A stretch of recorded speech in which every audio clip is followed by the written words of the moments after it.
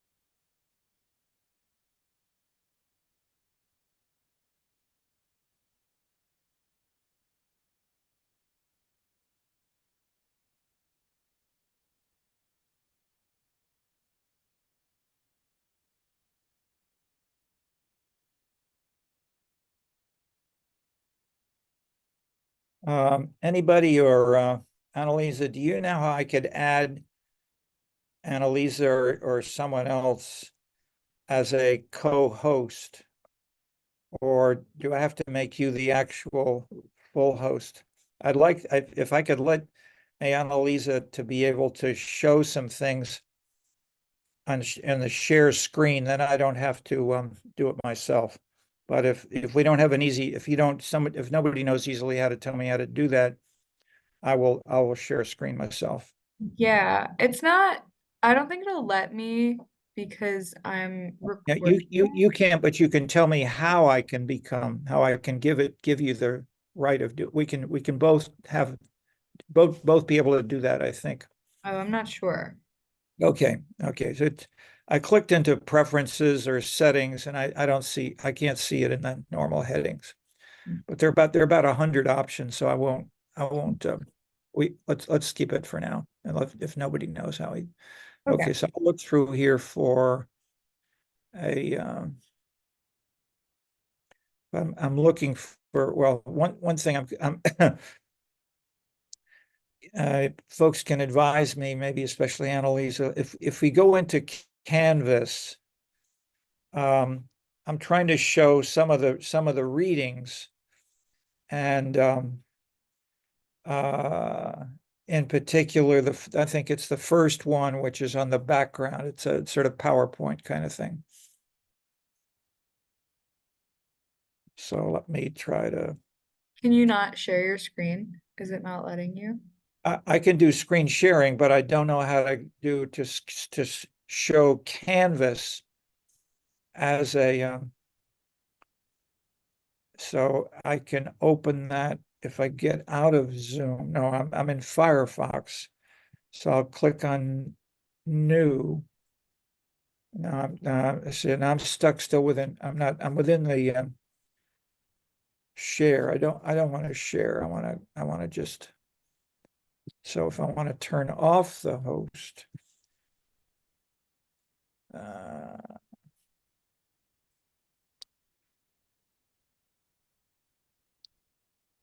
yeah, I think there's something. Just so okay, I won't say anymore now. If I'm going to, I don't want to be in Zoom. I want to be in Firefox, but Firefox still shows the screen up there. So if I drag that out of the way, then I'll go over to here to Canvas here, open this to modules, And I go to week 3, types of action groups short. And here it is. Okay. So then I don't know if I don't think I can easily drag it down step by step so comfortably. So let me make this a little smaller and see if I can make it a little smaller there. Now I go back to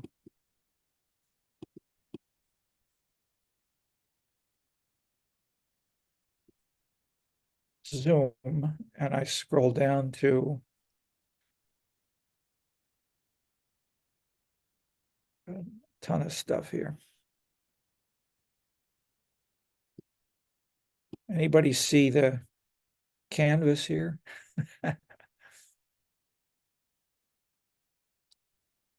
Mail, mail, mail, mail, mail.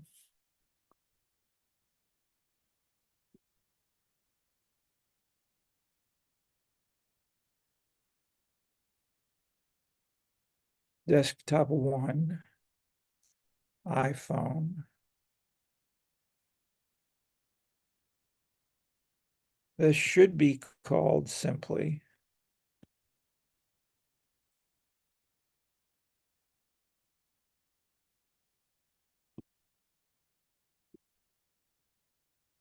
something. I saw something for a second there, which is your co-host. Someone is co-host. Whiteboard create.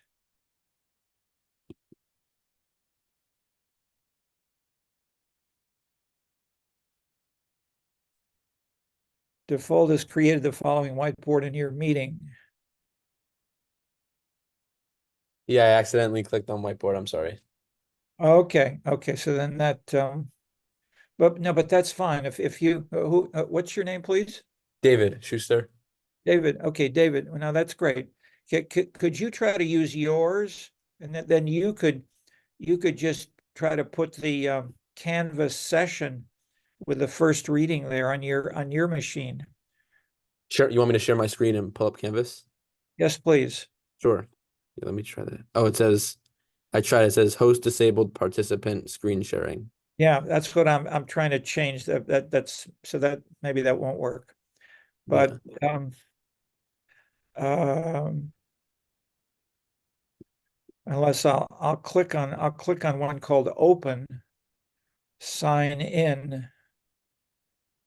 Yeah, I don't know. By sign in, I agree to Zoom's privacy. I'm worried about doing too many things at once, but okay, I'll give it a try.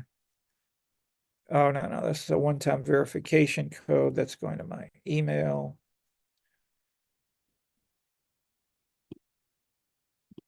This may be, if this is just for me.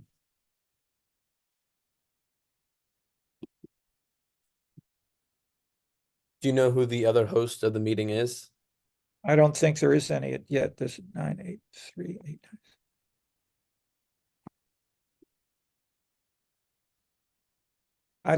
That's what I asked the others how to do that.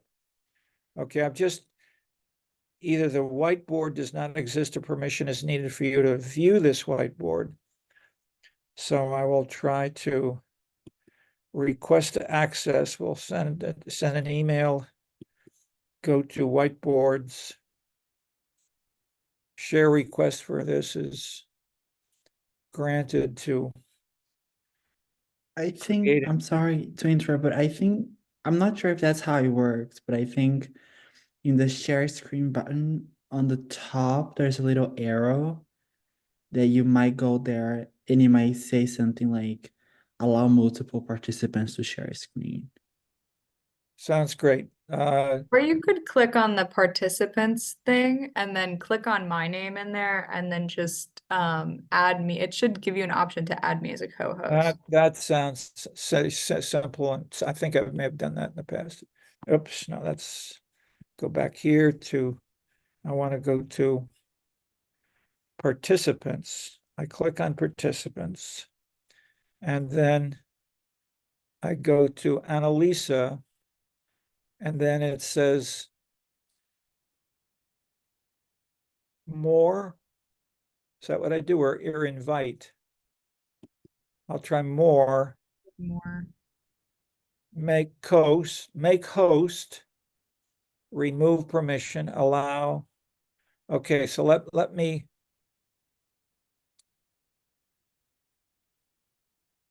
Yeah, Annalise, why don't I just let you be the host then? Okay. Okay, so I'm clicking that now. Now it says change host. Okay. Annalise, Yeah. I'm the host. okay. But let me see if either you, well, if you can share, well, either. Yeah, I should be Me- able to share the screen. Do you want the Elazar? No, the first one is called. It's the first one in the section. It's my outline of the first Oh, one in yeah. third week. See, I can't remember the name of it. Okay.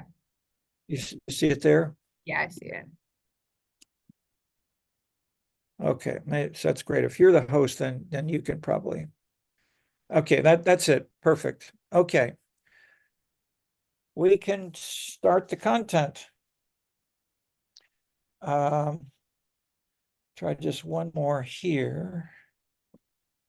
This I will then click on over here. And I'll use this as background for the audio only in case this fails. And I turn on a voicemail. There we go. Okay. All right. You folks can now take a look on the screen. There, yeah. This is a framing of this section in the whole course. The idea is to say and ask in this, and it's got two pages, but across the top, what we're, well, or let me say a few more general words. This links the whole course together in the sense that we can focus on action groups. We don't call it new social movements or political parties or whatever like this.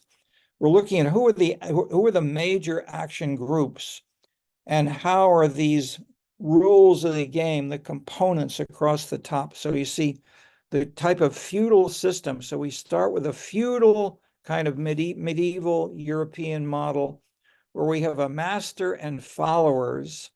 The social background and tightness joins the lord and the peasants, multi-generational in the sense that you're a peasant, you're there for your grandchildren, your great-grandchildren, and for the indefinite future is the idea of the feudal relationship.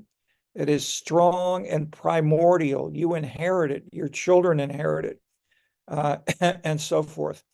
The principles joining them together is clientelism and patronage. The master takes responsibility of the followers and their children, and you are responsible. So you can be a good master, a helpful master, you can be nasty or whatever else. Let's see. Check if this is that. Hello? Who's calling, please? Hello? Okay. There's a student who's trying to get in. I'm trying to have them call you, I guess. Yeah, we'll say that. I'll say this here if anybody else asks a roommate or whatever. Actually, well, okay, let's stick with this.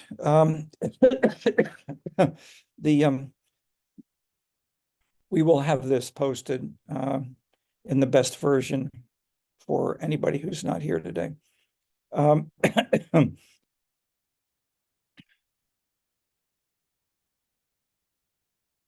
In a sense, this is well, okay, now let me not jump in. I'm introducing the idea of the headings across the top, because these categories were then going to go all the way from the feudal system up to present, and to all different kinds of contexts. But so the internal organization within the relationship between the master and the peasant is strict hierarchy. The range of issues is general. That is, we're not just working together on a union and a management corporation. We're helping each other for life. And so Bakhtin, the Russian, analyzed how in the medieval period, once a year for a couple of days, the master and the peasants would reverse roles, and the masters could beat up, drink, orgy all together with the master and peasants together, having all kinds of whatever they would do. But the idea is the sense, or at least the interpretation, and this was written under the Soviet Russian period, was that this was an escape valve of energy there, which made it possible to continue the hierarchy, and people could say, oh, at least once a year we can throw a pie in his face. And this was sort of the origin of the Mardi Gras in Latin America and earlier in Spain, that kind of celebration permits today the slaves, the former slaves, the poorest people, could mostly develop floats, and they would compete based on the quality of the floats and the songs, the music, the fun, the demonstration, the outfits. All of those things are now continued in a very high level. And in Spain, during the Holy Week, the same kind of thing is done. But in Spain, it is classic Roman Catholic Christian celebration. And so it is led by the church, but add with great theatricality, with costumes. I was there in Holy Week in Spain once, and there's some fantastic things which the national Spanish television then saves and gives you a flavor of what was going on in all the most interesting cities across Spain. And you can see it now if you just go to YouTube and go to Seville, for instance. Seville had one of the best bands, and they then would have neighborhood bands that would compete with each other. Okay, so I'm giving you a flavor of this. And the idea is not to memorize any one of these, but to sort of see where and how these different kinds of relationships in the society. In the far left hand panel here, this column is labeled feudal on the first entry. And let's just go down through some of the others and then get a sense. And or let me stop before I go any further. Anybody have any question on what I've said, or how this kind of idea works? Okay, let's go on and say so don't go, well, okay, now that we're on page 2, let's just look. We can see at the bottom, near the bottom, we have post-industrial. We can have, does it go any lower? That's as far as it goes, Annalisa. That may be as far, okay. I guess that's as far as it goes, as it says. Okay, what it gets to is scenes, post-industrial society, high education, more local, neighborly, etc. Lifestyle, highly voluntary, constantly changing individual members, and so forth. Let me not go through the details. Let's go back up, please, to the industrial. Okay. So here we have unions. Okay, this of course we can see the entree to Marx and classifications with the resonance to the Marxian categories. But we have ownership, the managers versus the workers. This is job specific. The principle is conflict. The incentives are job and pay for both the union managers who try to keep the, let's read, Amazon or whatever going on today, or the union will in turn, or with Biden going to Detroit and siding with the union, was a resonating flashback to this kind of background of the early 20th century, when unions were generally illegal or seen as immoral, and they were illegal and immoral for local governments in Chicago until about a few years ago under Jane Byrne, basically. So under Daley 1, he was so concerned about this, and he wanted Chicago to be a union person, to favor the unions. So what he did was to say, we will help people who are members of unions and who are independent contractors doing things like hauling garbage or cleaning off the snow, the big snow. Okay, so I won't. But if you are an employee of the city of Chicago, we don't want you to join a union. So what we will do is pay more than the union wage for doing the same work.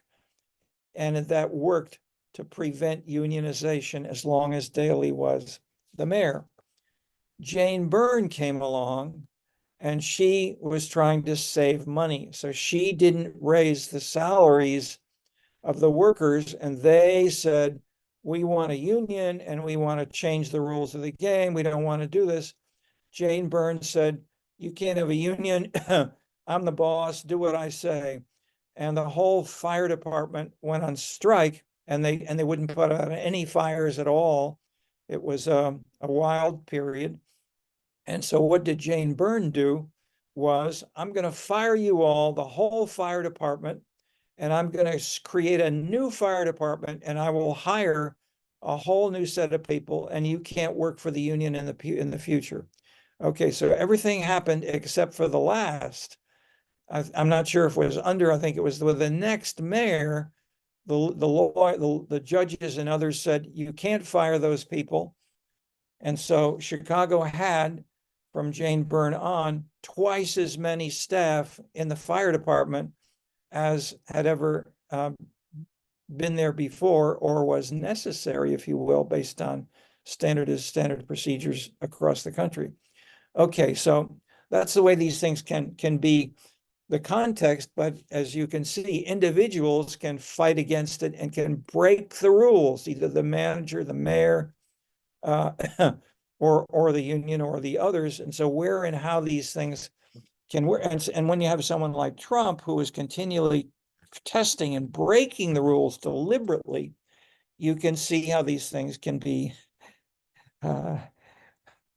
variously labeled. I will try not to label anything orally, but let's just go down, and I'm not naming any names. Well, I'm naming, that is, I'm not giving people good or bad names, but I'm trying to frame them in this kind of broader context.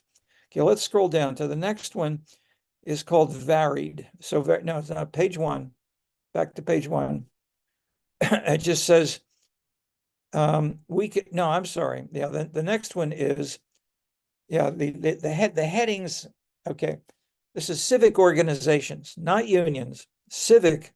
So these can be varied in the kind of political system where we're doing this. And these can be, can you scroll just a little bit so we can see the name of the heading? Yeah, okay, that's fine. That's fine. It's either above it or below it.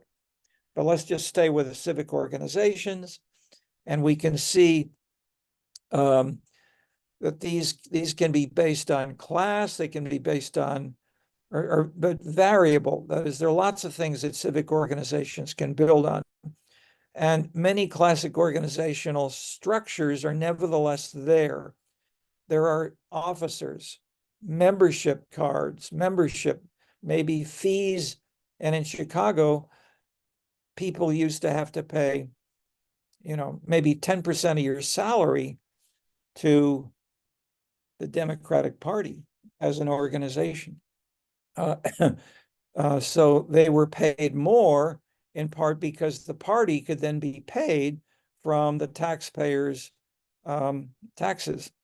Okay, so then the civic groups can be, sorry, I'm jumping ahead with political parties there, but varied, that is, civic organizations are issue specific. That is, you don't have to be about snow removal. They can be about feminism. They can be all kinds of things.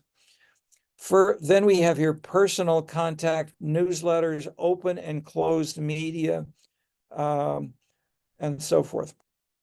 Okay, if we scroll down to the next one, which feeds into it, that's called political parties. So again, these things are well, this is more specific than the civic groups above it.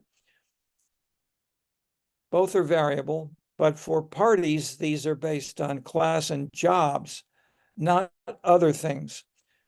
Class is an issue more for the Europeans and in the Marxist manner, but not in the US, where the parties have, the unions have generally stayed away from the most hot political revolutionary type activities, whereas say the history and some of the rhetorical context background in some of the leftists, especially leftist parties, would go back to, we don't want to have an organization, we want a revolution of the whole political system.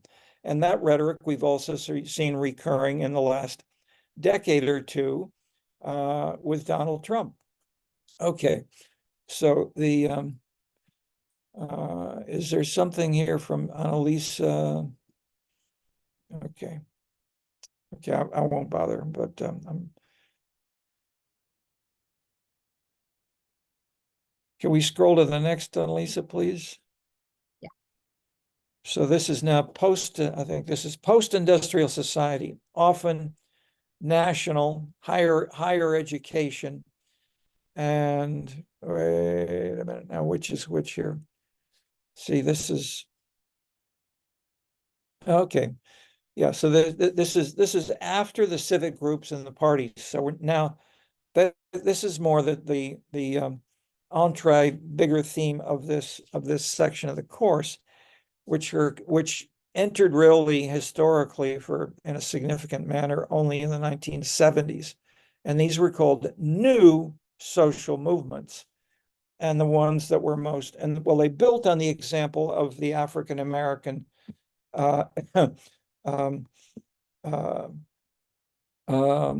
groups of Martin Luther King as the main example doing this kind of thing, which was outside. That is, it was not a legitimate, recognized entity of the political system in the South where it began. And so this acted through challenges, and then this continued with the environment, women's, gays, peace, and so forth. And so many of the so-called diversity groups now, with these same names, have been there since the 1970s. They have become more visible, more successful.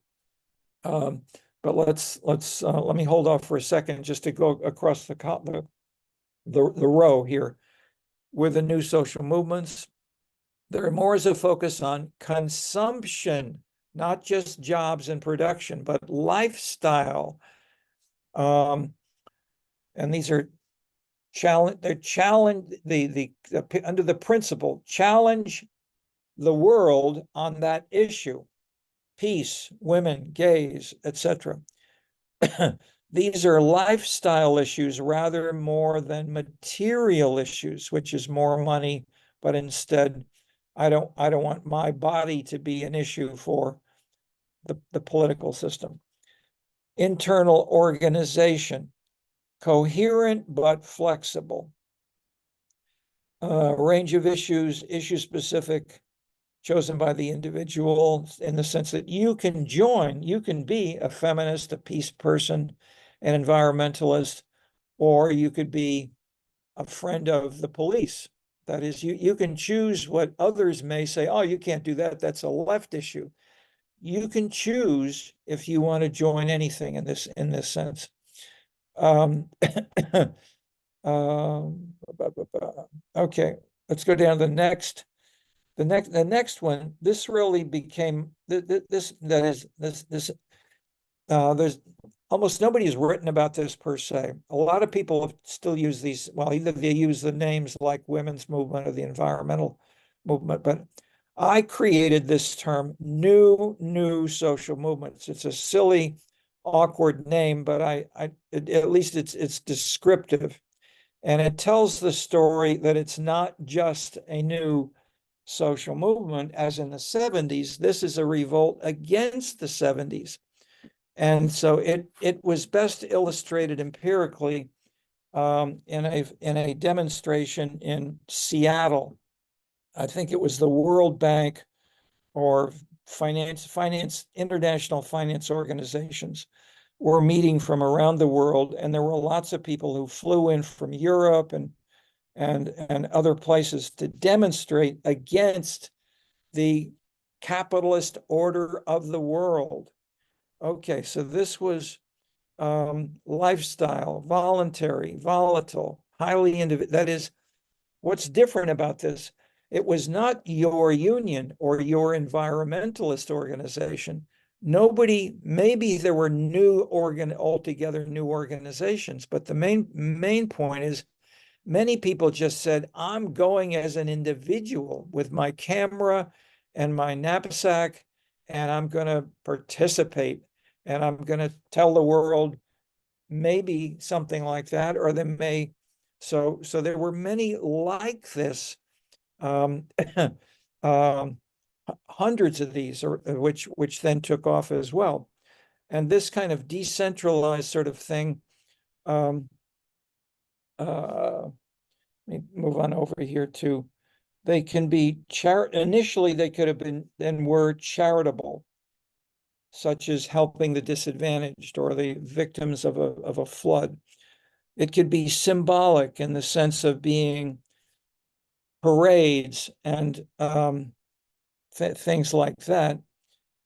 It often could have been anti-globalization. We don't want foreigners or people telling us how to live our lives here in France or in China. But here's a big change. There is no leadership. There's no board of directors. There are no officers. There are no membership cards. There's no newsletter. The next column, these are issue specific, chosen by the individual participants, highly spontaneously, autonomously. And then the organization is based on personal contact, blogs, websites, cell phones, texting, Facebook, things like this, which you all know about now. But when this first started, it didn't exist. And certainly this was not the way that a political party would or should have acted, was the classic view. So let's go down to the last one, and then we can generalize. Bottom one is called scenes.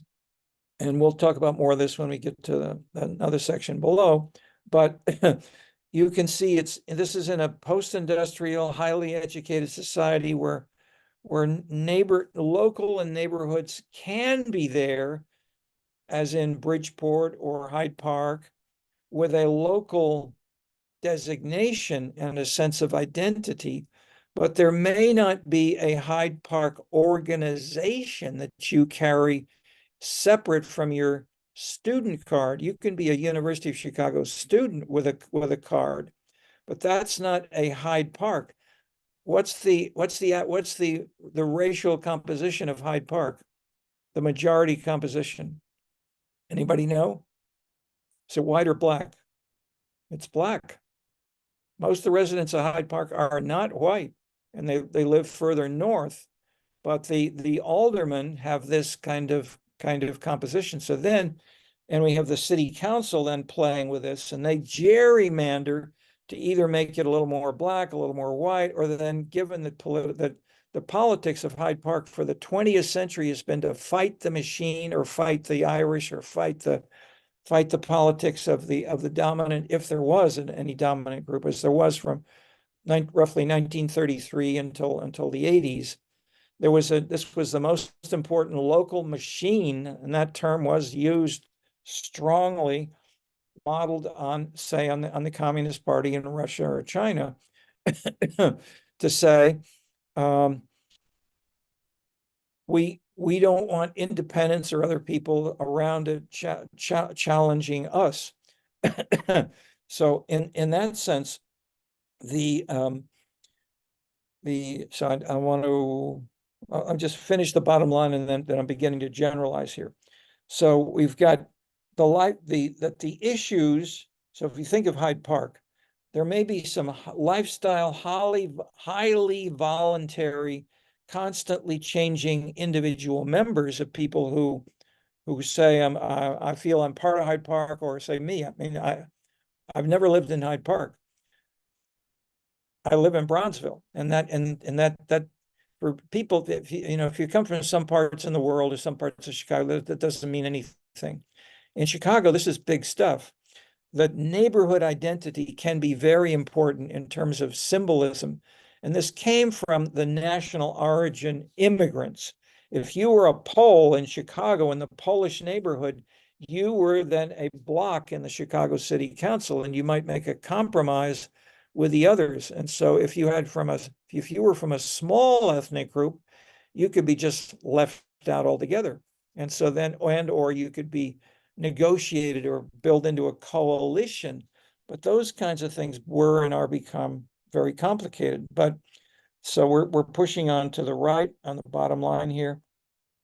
If we have different multidimensional localized by neighborhood, we can have things that these, maybe you haven't read ahead, but these are things like self-expression, bohemia, Disney heaven. These kinds of abstract labels can say, or I want to be in, I want to live in the ideal bohemia or the ideal Disney heaven. And so these may be ideals, utopian in that sense, but they're nevertheless a model for some people. Another one is called Black Power. So here, the incentives can be the arts, lifestyle people around you, culture, entertainment, parades, costumes, theatricality. Is there an internal organization? No. There may be some activities for some of these which come from other types of organizations above, like a civic group or a party. But the main point of a scene is, and the reason we created this whole concept is, this is happening. People are living this way, and they don't fit any of the things above. And so these kinds of issues, the range, is specific to each scene. That is, it may be, global revolution. It may be climate changing. It may be, but how might it be done in the last column organizationally? No organization. Okay, so what we've seen from the top to the bottom, let me comment a little bit, and then we can chat just a second or two on this. Is this sort of structures not just the readings in this section, but the whole course a little more, of showing what we try to do is to not just say this is how this is what the Sierra Club does, or this is what a feminist, say now the National Organization for Women. These things are not the same everywhere in each, and that's why we're doing global local politics. If we can compare to see if we have a feminist international organization or a national organization or a local organization. So I invited to class, for example, representatives of those groups, Sierra Club, Now, and another. And the Now woman came to class, and we said, what are the issues she focuses on? And what do you stress?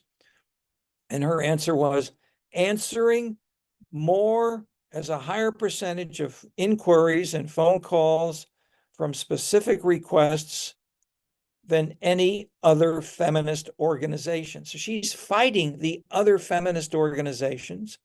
She doesn't talk about what we're doing is a good thing or about the ideals. So after about 30 minutes of this, of saying, we keep notepads, we check up that the volunteers, we check up that the people who are paid, and we really want to answer and respond, and we want to give them privately something they want. What is she doing that doesn't fit, and how can we interpret her behavior?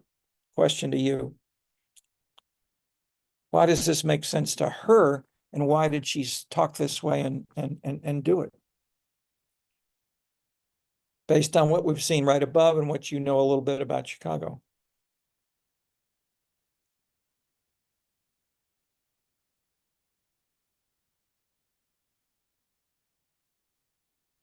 Don't hear anything. Anybody want to turn on your yeah, Yasha, you want to say anything? Are you there?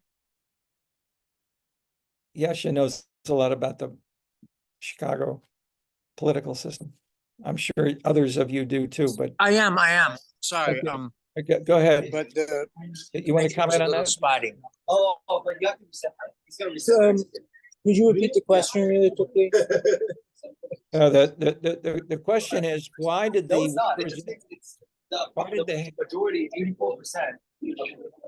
we got a lot of background noise. Is that your phone, Yasha? Yeah, if you're It might be. yeah, okay, so I'll mute. yeah, okay, so make it mute. Well, I'll just repeat that, and then you can turn it on and try to stay away from noisy people and try to comment. So why did the Chicago head of the NOW, the National Organization for Women, say, my focus is on having a higher percentage of answering inquiries and requests for help or whatever than any other feminist organization, is what she said for 30 minutes. Let me just add, I then asked her and said, you know, when I've been in Washington, D.C., for instance, the National Organization for Women had a very kind of big national political perspective for even the organizations within Washington, D.C., as well as via the U.S. Congress. And that was very different. And I said, how do you relate to that if you're here in Chicago? She said, I don't give a damn about what they're doing in Washington. We're in Chicago. In our organization, we do it this way. Okay. Yasha, you want to help interpret this? And that's Well, a good question for all of you. Okay, go ahead. I'm not entirely sure if the answer I'm going to give is the objectively correct one, but one thing about Chicago, which has historically been true, is that one sec, it doesn't close. Something which has historically been true is that it's always been inward focusing. Whereas in a city like New York, the newspapers start with national and international news. In Chicago, it's always been local first. And so people who have no care or interest in who their senators or congressmen are pay close attention to ward politics. Okay. So that's, Yeah, I mean, that's yes. culture. Yes. I mean, that's the great big question, big answer, right? But why answering in requests and percentages compared to other feminist organizations? That's just a specific follow-up question.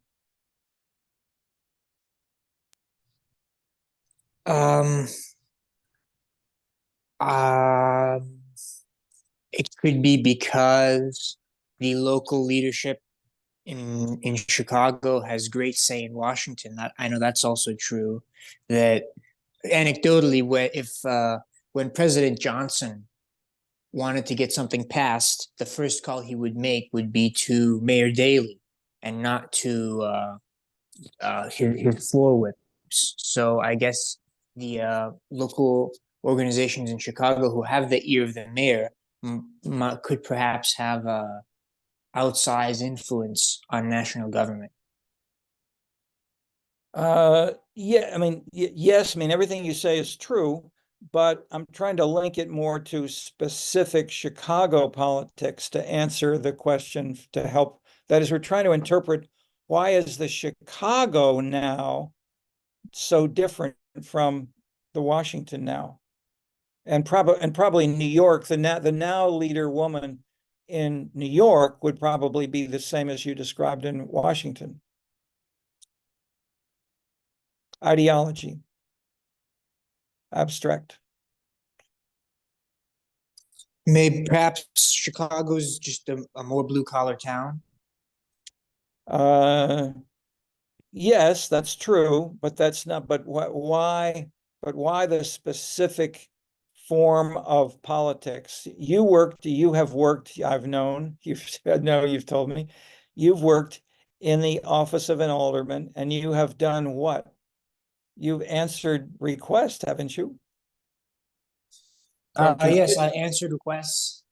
Yeah, both directly in terms of handing out permits and making decisions on zoning things, and when it's not in the power of a clerk in an alderman's office to do, sending it on to the proper authorities higher up in government. But the if you ask the aldermen one by one, or what they do as an alderman, they mainly answer what you describe doing yourself. That is, people come in and say, my son got kicked out of school, he can't get a job, and so he and his friends broke the windows, and they stole some stuff from Walgreens. And so Right. so in the past, in general, he may have been in jail. These days, it's much more, Right.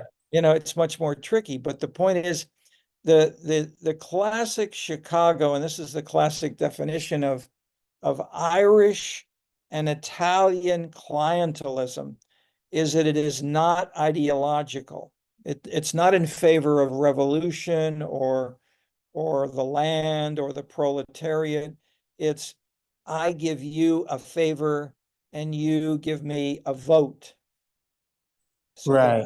I actually have a fun anecdote about that. Oh, sorry. Go ahead. Students of Chicago politics and history will probably know that Anton Cermak was assassinated when he was with Franklin Delano Roosevelt on a trip in Miami. What people often don't realize is that Cermak and Roosevelt were on opposing sides of the Democratic Party for the reason you said, Professor. The urban machine politics that Cermak came from was diametrically opposed to FDR, because FDR wanted to make government services universal and separate from politics. And that would sort of transplant the clientelism that Cermak and the Chicago machine represented. If you were an immigrant, or if you were low income, or if you needed a permit, or if you needed some coal or food for Thanksgiving and didn't have it, or you didn't speak English and needed to get connected to city services, the alderman would provide that for a political price. And the New Deal got rid of a lot of the bargaining chips that the machine used to stay in power. It reduced greatly the amount of clientelism that these Irish and Italian and ethnic politicians got rid of a lot of their tools. And so Cermak and Roosevelt were sort of meeting. They had been opposed in the campaign. Cook County had underperformed, and there was a rift between the local and national party. And so that was why Cermak and Roosevelt were in Miami. So that's just an interesting fact about how that clientelism has featured in local and national politics. Okay. Wonderful. Yes, indeed. That's exactly what I would have said, or something like that. And it's an excellent, and it's a critical, visible, symbolic action, emotionally reverberating up to the present time, where people are still fighting over in Chicago, this is called reform versus machine. We still are using those terms here, although that is in the 1940s, 50s, 60s, it was very hierarchical, machine totally dominated. The end of any speech by a speaker from the city government, at the end of the statement would conclude and say, "God bless Mayor Daley." And okay, so that kind of feeling was there, and the government staff were expected to do an excellent job for the top people, including staff, mothers, daughters, sons who were in jail, and so forth. And if they didn't, they were fired. And so in that sense, in this way, many machines, such as Pittsburgh in the same years, were basically considered corrupt and incompetent. They didn't do things very well. People took the money, but they didn't do anything. And many people around the world have political leaders that do that, but don't make the system work. Whereas Daley combined the clientelism with the Democratic Party and strong, efficient. In that sense, some of the things that Roosevelt joined together as what we call public goods, such as good parks. But Daley's driver was like the NOW woman, the way that is the mechanism to make for the bigger policies were favors, exchanges, and he then people sort of said, he had such a memory, and none of this was written down. It was in the back of his head. He knew hundreds of people who he'd made favors for, and then in turn, years later, would expect a return. Okay, so that these are rules of the game of the old Chicago system, but illustrate. Okay, then so let me make this is maybe one of the most important points I'm trying to make in showing this in this way. Let me ask either who know Annalisa, or for somebody. Oh, I see that I now have okay. I'm trying to see more than just the people on the right-hand side. Do you want me to stop sharing? No. You just tell me how I can. That is, I had to look at my email for a second. I'm now at the top on my screen. It says Zoom. The top but I only have the only thing I have are people in one picture on the right-hand side. If I click on that 9-cell grid video. Yeah, and then you can click on the bottom left or right corners, and you can drag it, and then you should be able to see everybody. Okay, great. Okay. So let's push on. So then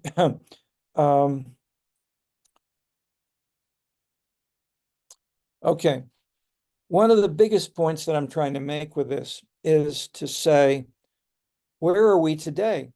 That is, we go from the feudal order, we go through the daily traditional machine, we go through, we have the 19th century European revolutionaries, etc. We have scenes, and the answer is we have all of these today. We may not have a strict feudal order imposing that in the way it used to, but we have most of the later things surrounding us right now. We have unions, we have parties, we have civic groups, we have new social movements, we have new social movements, and we have scenes. And the scenes include within them all of these things going on, such as Hyde Park. So you can find, I won't try to do it in detail, or we can spend the whole class, but that is, you may be able to, or maybe you can even try to do yourself. Do I have an example that I can easily bring up either in Hyde Park or somewhere that I know which fits with each of those kinds of types of participants? And those then are what we have in the whole course. That's the bottom line. That is, there's no one right way which dominates in the world today. The reason it's so complicated with Ukraine, with Israel, with the European Union, with the Chinese and shifting, et cetera, and then you add to that, Netanyahu is fighting with the judiciary within Israel. Trump is won one primary election in Iowa, and how does that potentially change what happens in the front lines of Ukraine or Gaza or the Red Sea? All of these things are interrelated, and are the rules that Trump is following? No, nobody knows what he's going to do, especially. So he may have gotten more specific, but I'm making the point that even if Trump wants to do just one thing, such as say stay in office for another term, or say Biden didn't really win the election, it was something else. The point is, there's uncertainty because there's no one actor who can make the rules or run the show or be the leader. That is, you can try, and Trump certainly tried, but he failed. I mean, most of the legal structure around him, including the Supreme Court, most of the Supreme Courts and others, and certainly the U.S. Congress, fought against him, or his own vice president did. His own vice president could have changed it, and so et cetera. So I'm making the simple point: we have a more complicated, pluralistic set of relationships than was found in the past for nations, and is found today for some cities or some wards or political neighborhood. I mean, you can go. The most visible example, which Yasha knows a lot about as well, is the man who was on trial for a couple of years. Want to mention him? He was the chairman of the finance committee. Yes.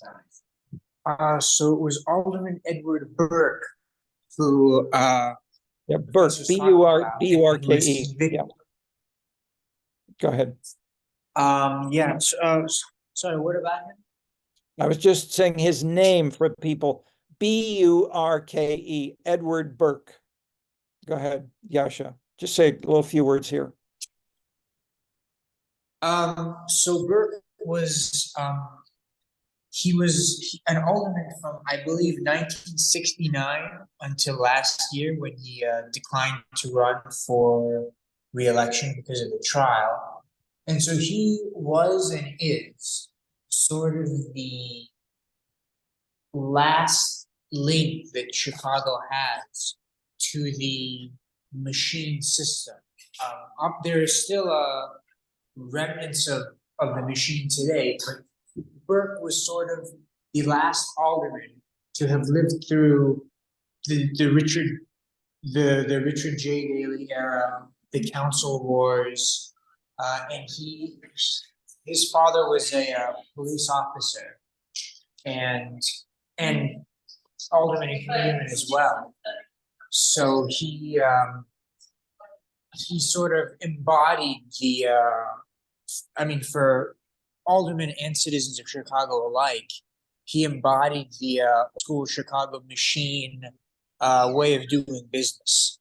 And now, of course, he was convicted of multiple things, mainly for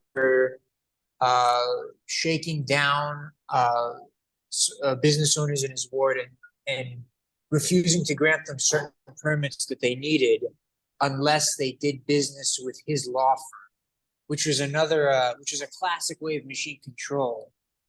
Aldermen who were lawyers or insurance brokers or landlords would sort of withhold city services from people and organizations until said organizations would agree to do business with them. And that was one of the most widespread and controversial ways that alderman and the machine would hold power over the citizen. Okay, so I mean, excellent points. I don't want to put anybody on the spot, but there is one name of a handful of you here. One is called Danny Daly, which is the same as two past mayors. I don't know if you're part of that same family or if there's anything you want to comment on this. You'd be welcome to do so. Danny Daly, are you there? Yeah, I'm sorry. I just got back from the bathroom, so I didn't hear a lot of everything that was going on. Sorry, it might be a bad one for me to opt in. Yeah, no problem. Just the one simple question is, are you part of the Daly family? In Not Chicago? that Daily family, different one. Different one, but no connection at all? No political linkages? No, none. No, none. Okay, well, you got a great name. Okay. All right. So so the quick general point, the takeaway is we live in a big, complicated world. And what we're trying to do in this course is not to say it's not only everybody knows it's messy and complicated, but the question is, are there any subsets within the world today which follow some rules of the game that make sense to those participants? And that's the reason I showed you that kind of framework. That some of these different people, some say I'm an environmentalist and that's my driver. That's what I'm acting. So for instance, okay, so I won't elaborate too much, but my quick point is, read through the whole course as we proceed, trying to say and ask yourself, can you see how that makes logical sense for one of these participants, for them in terms of which rules, and that's kind of framework that we had on the board, or if there's something else that you would, so what we had with the Roosevelt Cermak example, they combined two different structures in Daly one, in using both the efficiency of the national government ideal and the answering phone calls and doing favors to those people which drive the legitimacy for the individual voter in Chicago, following these purely localistic kinds of criteria. These can and do connect now, but where and how they connect and they can be combined in one person's head. And or just one example of I had one student in a class like this, and we talked about family background, and he said, I fight with my father and my grandfather. We live in the same house. We're all Irish Catholic. We all work for the fire department, and we've all had the same kinds of jobs for 3 generations, but we fight because we disagree as to how the system works. And so he was following something closer to scenes and new social movements. His father was saying the machine explains everything. And his grandfather said, no, it's ethnicity that drives it all. So even within, same job, same ethnic background, same rough status, different views of the world, so that makes one additional point, which you will see as we proceed through the course. These broader conceptions of these, and those, the answer by him as the grandson was, one, as an acting participant in the neighborhood, he could act in terms of his new rules of the game, but then for him as a student in the class, you could, as Yasha was doing, he both worked as an alderman, but he also is a student in the class where he can analyze and talk to us about it as a social scientist or journalist or an observer, in ways and we want to be able to do all of those. And so those are those are the options that we're trying. I mean, that's what we're talking about these explicitly as different types of activity, and we could add, or that is, you could add to this if you want, of saying, I like this, or I hate that, I want this, or I don't want that. So I'm trying to point out in general that I'm very seldom ever going to really say that, but what I enjoy a lot is analyzing and bringing into bear the moralistic. That is, moralism is important, especially in America. This comes from a Calvinist background. And that theme is, let me look at more stuff on that. Don't want to talk just about this, but that is, I'm trying to join this whole section and make these bigger points, but we've got a lot of specifics in the individual readings and then individual cases if we want to pursue them. So let me stop for a second and ask if anyone has any questions, and we can proceed as useful with discussion or whatever, readings, etc., or questions you have about the readings, if you do. Folks?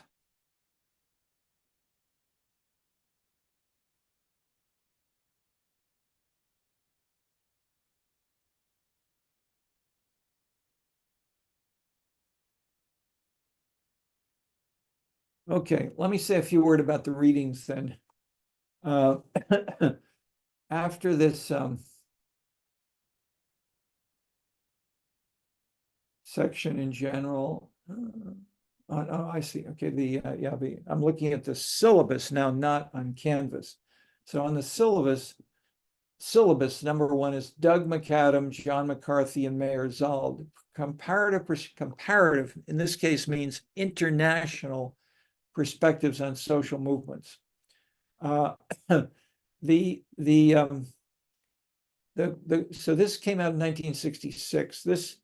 The point of this is there were environmentalists in the US before, and so environmentalists were so different and so out of step that the people who were trying to say is, who's joining this organization? So there were many papers published which surveyed in places like Berkeley, who are these people who were coming to these environmental meetings or doing things, and what were their income, education, ethnic background, maybe ideological perspective. They treated these as individuals, isolated, atomistic individuals, and that's consistent with what you tend to get in the disciplines of psychology and economics, following on the philosophical tradition from Jeremy Bentham, what Marx called Benthamismus. That is, you think of what one, and so that's also close to what the NOW woman leader in Chicago was doing. She was not dealing with the FDR programs. She was dealing with what she or some person there wanted to have a response to. Let me finish 2 or 3 points, and then I'll come back to David Schuster. Your hand is up. Anybody else if you want to bring up the hand up, and we'll come back to you in a minute. So by contrast, the Europeans had more of a structural orientation, people who were thinking about how, and they were seeing. So the simplest way, the most powerful anecdote about this, more than an anecdote, was that the environmentalists, and some of the women and some of the others, but especially the environmentalists, wanted to be part of the communist, socialist, and leftist parties. They went, the leaders in Germany and Italy went to the political party leaders and they said, no, we represent the proletariat. We want the revolution. We have a program that came from Marx and from Lenin or from other things, and then we've changed it. But basically, Greens, Karl Marx didn't talk about green politics. So what did the Greens do? they tried to make things more visible. That basically they tried to be thoughtful, polite, writing letters, petitions, things like that, and they were totally ignored. And so one dimension of that was what they called political feasibility, or the political responsiveness of the political system. And if the political responsiveness was zero, what might some of those frustrated people do? And what happened in Germany and Germany and Italy especially? They became terrorists. They dynamited trains. They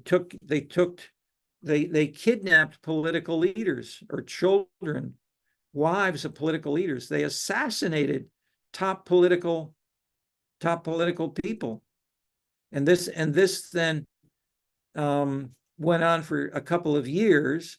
After a few years, the political parties said, well, maybe this is not, maybe it's more than just terrorism.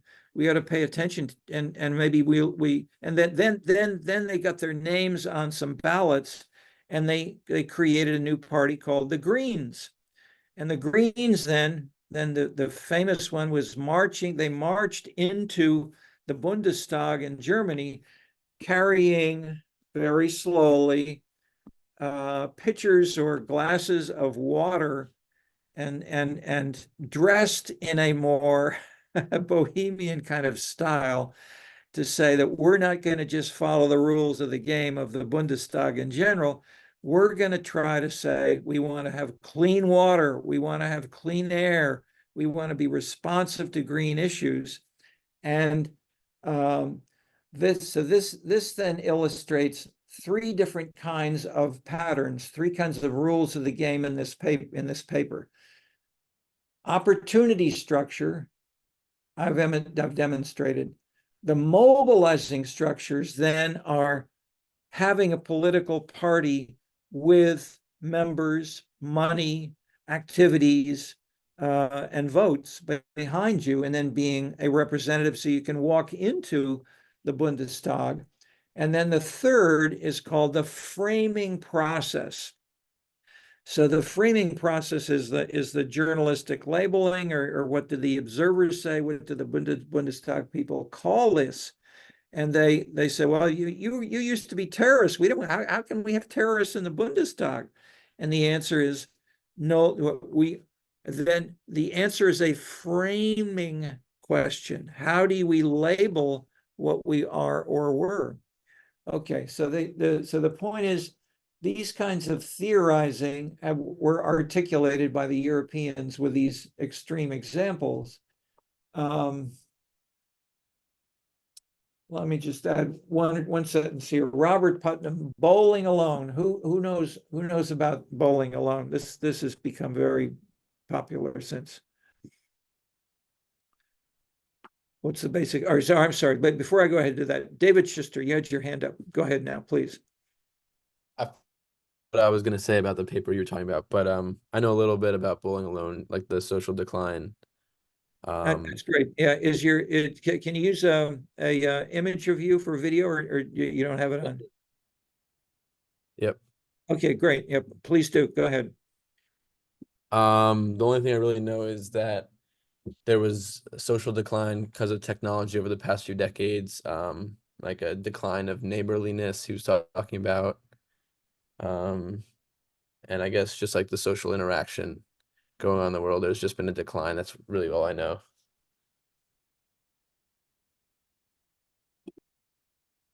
Yes, I mean that's the big point of Putnam, but the it's not just the more specific is the first sentence in the syllabus. Civic decline is his argument. People are joining organizations less, bowling leagues, Lions clubs, Boy Scouts, churches, etc. And they're going down, especially in the US, but he has a book, so he's tried to show similar things internationally. And if Tocqueville were correct, and we'll have a whole session on Tocqueville, but basically, this should lead to the loss of legitimacy of the political leadership and to some of what people point to now in the US Congress or the Chicago City Council is fragmented. People are broken up and some of them may be following the rules of the game as I outlined for you, but a lot of this is unpredictable, and questions of legitimacy are much more delicate.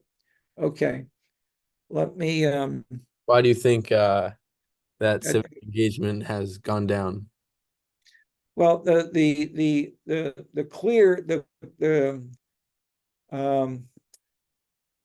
we will answer that in detail as we proceed. Is probably the best answer. That is, we have sections of this course will really go through different and possible answers and look at the evidence in favor of them.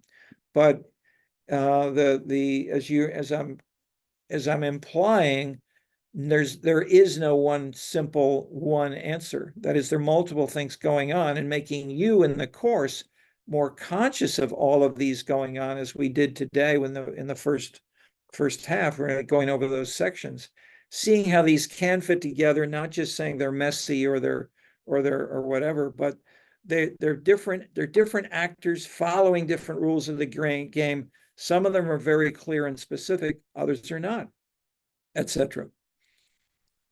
Anybody else want to comment, question on any of this?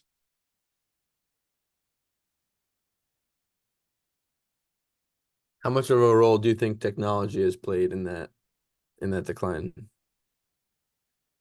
I would say technology, like votes, like money, like access to the media, are resources. And if you have more resources, you can do more of what you want. But if we don't define what people want, if we just say you maximize your utility, that doesn't tell us what's in your utility. What do you want, and why do you want a Green Party or feminist or anti, or why do you vote for Donald Trump? That is, why is part of it is omitted.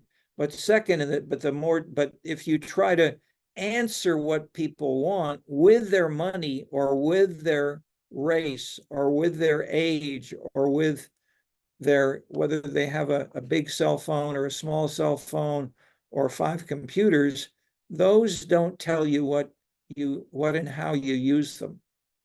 So I would say we for sure we don't want to ignore resources, but labeling is the big issue I'm stressing in answering your important and valuable question to raise, because many people do the opposite. They say, "Oh, this is a cell phone revolution." Yes, but it doesn't tell you, I mean, what specifically it's a revolt or revolution for, or how it changes. Comments? I mean, this is now controversial. Anybody want to follow up on that, or raise something else?